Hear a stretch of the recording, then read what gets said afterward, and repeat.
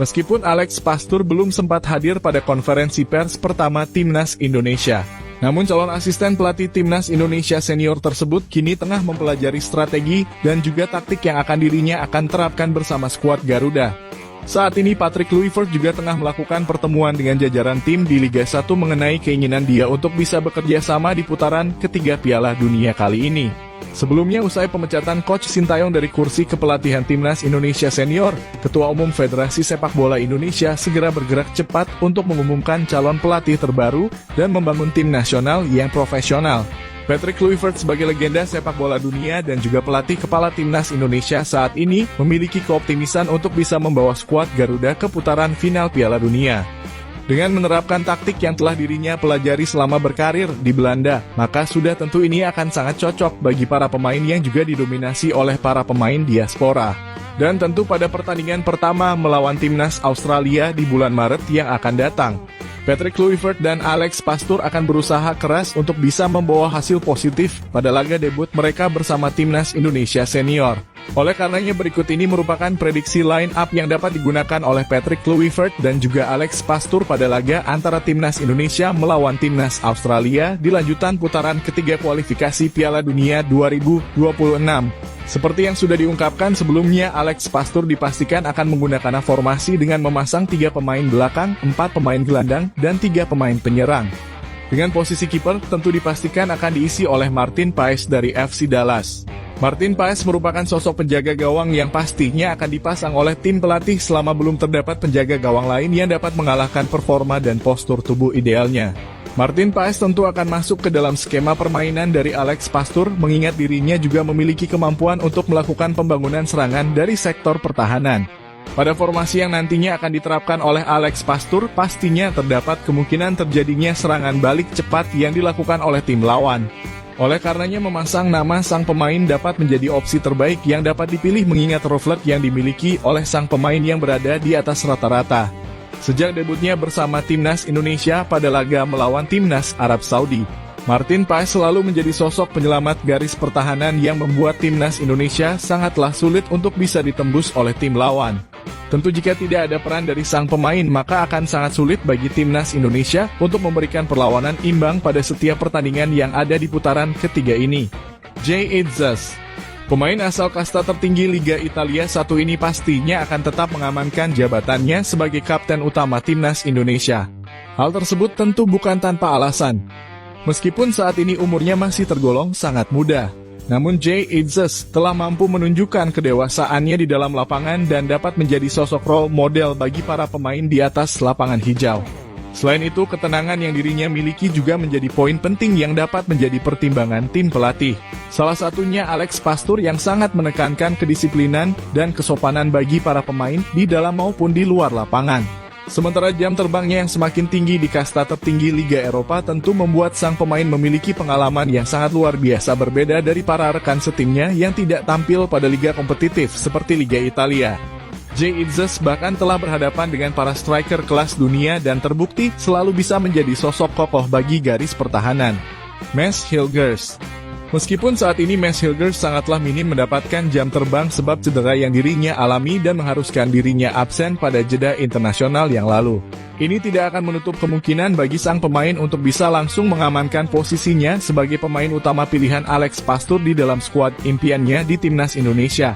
Di umurnya yang sangat muda bahkan Mads Hilgers telah berhasil memiliki nilai harga pasar tertinggi dan mendapatkan kepercayaan untuk tampil selama 90 menit penuh di level senior. Mads Hilgers merupakan bek tengah yang sangat lengkap dan Timnas Indonesia sangatlah beruntung mendapatkan pemain potensial semacam ini.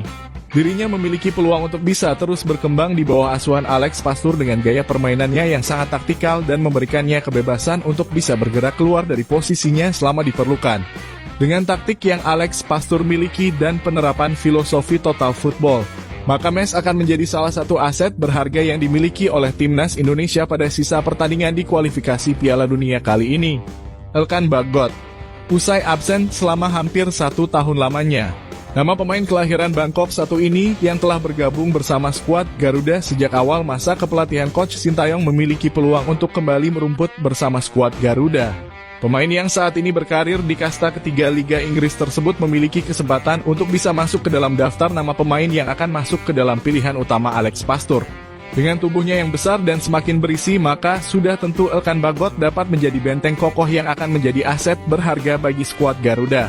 Terlebih pada laga melawan timnas Australia yang akan datang, hadirnya Elkan Bagot akan sangat berdampak signifikan bagi pemutusan serangan yang berasal dari serangan balik tim lawan. Dengan posturnya yang sangat tinggi, dirinya juga dapat menjadi opsi dalam skema tendangan sudut yang dapat dirinya eksekusi dengan lebih mudah. Kevin Dix, pemain asal FC Copenhagen, dipastikan juga akan masuk sebagai pemain utama yang dipilih oleh Alex Pastoor dalam starting 11-nya di setiap pertandingan timnas Indonesia senior. Hal tersebut tak lepas dari pengalaman dan juga jam terbang sang pemain yang sudah sangat tinggi dan akan berdampak pada performa tim secara keseluruhan. Bahkan pada debut pertamanya melawan timnas Jepang yang lalu, Kevin Dix mampu menjadi sosok pemain kunci yang dapat menahan setiap gempuran dari para pemain top Jepang. Pastinya Kevin Dix memiliki nilai yang sangat berarti dan akan dimanfaatkan secara maksimal oleh Alex Pastoor di dalam skema permainannya. Terlebih Kevin Dix merupakan tipe pemain yang juga gemar berlari dan menusuk ke dalam kotak penalti. Dirinya tentu dapat bekerja sama dengan sektor sayap penyerangan untuk menciptakan kombinasi yang sangat efektif dan akan memberikan keunggulan bagi tim di dalam pertandingan. Calvin Verdonk, pemain asal NEC Nijmegen yang juga sering masuk ke dalam skuad terbaik di setiap pekan Liga Belanda, tentu telah ditargetkan oleh Alex Pastoor untuk mengisi posisi sayap kiri pertahanan timnas Indonesia. Sejak debutnya bersama timnas Indonesia, Calvin Verdonk langsung mengamankan posisi utamanya dan terbukti dapat tampil sangat baik di dalam setiap pertandingan. Bahkan Calvin Verdonk memiliki etos kerja yang sangat tinggi dan akan tetap berlari meskipun dirinya menghadapi cedera akibat kelelahan. Hal tersebut telah dirinya tunjukkan pada proses gol timnas Indonesia pada laga terakhir melawan timnas Arab Saudi yang lalu. Etos kerja semacam ini tentu akan sangat dengan mudah dimanfaatkan oleh tim pelatih untuk menciptakan kesolidan di dalam pertahanan dan juga skema penyerangan. Hadirnya Calvin Verdonk di dalam skuad inti timnas Indonesia senior dipastikan akan memberikan dampak positif yang signifikan bagi performa skuad Garuda di dalam lapangan pertandingan. Jairo Ridwald, meskipun belum dapat dipastikan sang pemain benar-benar dapat tampil pada laga di bulan Maret yang akan datang. Namun nama sang pemain pastinya akan dipilih oleh Alex Pastoor jika menghadapi lawan yang sangat berat seperti melawan timnas Australia. Jairo merupakan sosok gelandang bertahan yang telah memiliki pengalaman dan jam terbang yang sangat tinggi di kasta tertinggi Liga Inggris. Berbekal pengalamannya yang tidak bisa dimiliki oleh setiap pemain di dalam skuad Garuda, tentu hadirnya Jairo akan memberikan dampak yang sangat positif di dalam pertandingan. Peran dari sang pemain merupakan jangkar pengangkut air yang dapat bergerak bebas untuk memotong setiap serangan balik dari tim lawan.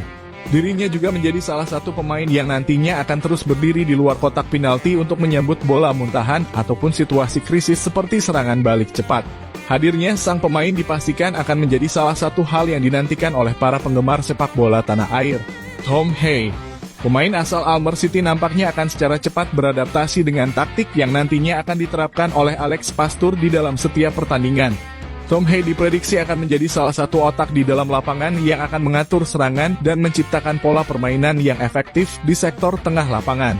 Kemampuannya sebagai seorang pemain penghubung juga telah dirinya lakoni dan membuat dirinya dijuluki sebagai seorang profesor di dalam lapangan.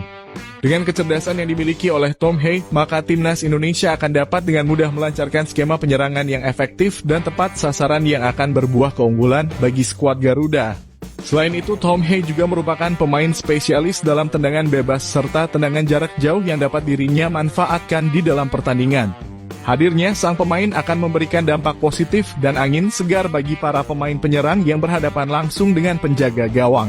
Marcelino Ferdinand, Alex Pastoor dan Patrick Kluivert kemungkinan besar akan memainkan dua striker tengah jika sang pelatih ingin memanfaatkan peran bebas dari sosok wonderkid Indonesia satu ini. Marcelino Ferdinand yang merupakan sosok gelandang serang dapat dikatakan sangatlah nyaman untuk bermain sesuai dengan keinginannya dan berlari ke berbagai macam sektor penyerangan. Potensi yang telah dirinya tunjukkan pada laga melawan timnas Arab Saudi yang lalu sudah cukup membuktikan bahwa sang pemain memanglah layak untuk masuk ke dalam salah satu gelandang serang yang berperan sebagai sosok kreatif di dalam lapangan. Dengan dua pemain berpengalaman yang menjaga sektor tengah lapangan, maka Marcelino Ferdinand akan bisa jauh lebih fokus dalam melakukan skema penyerangan untuk timnas Indonesia. Tentu penampilannya di Timnas Indonesia Senior pada laga-laga selanjutnya akan ditentukan pada pertandingan melawan Timnas Australia kali ini. Dan jika sang pemain dapat kembali menciptakan kontribusi, maka dapat dipastikan dirinya akan selalu dimainkan oleh tim pelatih di setiap pertandingan. Rafael Struijk datangnya oleh Romain pada laga perdana di bulan Maret melawan Timnas Australia, maka akan mengakhiri era dari sang pemain sebagai ujung tombak dari Timnas Indonesia. Selama kepelatihan Coach Sintayong, sang pemain selalu masuk sebagai striker pemantul bola dan harus berlari dalam 90 menit penuh untuk melakukan tekanan di sektor pertahanan lawan. Namun dengan datangnya striker baru pada bulan Maret ini, maka Rafael Struijk akan berperan sebagai sosok pemain sayap penyerangan yang merupakan posisi murninya di level klub. Akan tetapi nampaknya pada laga melawan Timnas Australia yang akan datang, dirinya tetap akan memiliki peran sebagai ujung tombak sebab Marcelino yang akan menjadi salah satu pemain yang memiliki kebebasan pada posisi gelandang serang. Dengan kekuatan bola lengkungnya yang sangat baik, Rafael Struijk memiliki keuntungan tersendiri jika dirinya masuk menusuk dari sektor sayap untuk bisa menciptakan peluang gol yang sangat besar. Selain itu, dirinya kini dapat melakukan serangan yang jauh lebih leluasa dan dapat menjadi pemain pembeda di dalam lapangan.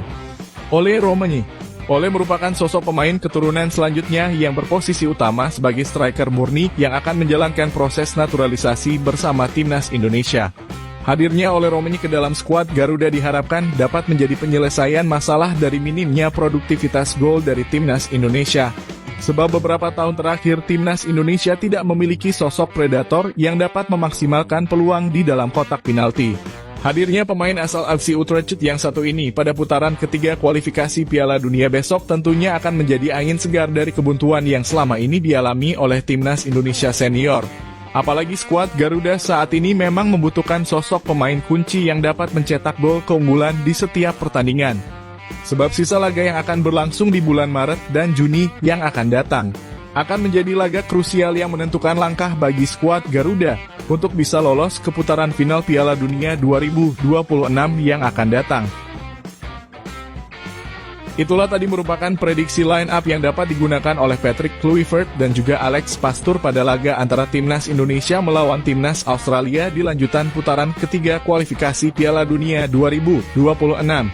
Jangan lupa tulis pendapat kalian di kolom komentar.